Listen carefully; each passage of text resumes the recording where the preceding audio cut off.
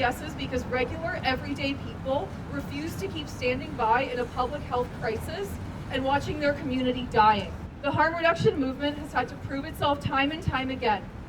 Doctors, nurses, researchers, and policy experts who are speaking up in favor of SCSs are adding their support to a movement built on the work and expertise of Indigenous communities, communities of color, sex workers, low-income and working-class people who refuse to be bystanders in a death crisis. We have been taking care of each other for a long time, and then they catch up.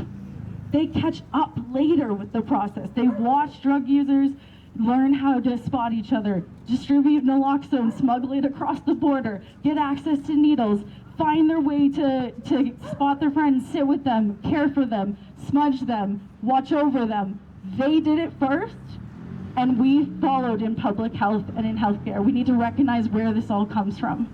People that use drugs are the leaders of our movement, and should be centered as the leaders of our movement. Supervised consumption sites have an access point for people. This isn't about treatment or not treatment. This is about care and love and community and a place to be saved from a toxic drug crisis that's killing people. And that is why we fight for legislation and regulation and decriminalization, because we know these laws kill people. What the government is doing right now is so shameful. I work at a church around the corner from the Kensington Market overdose prevention site.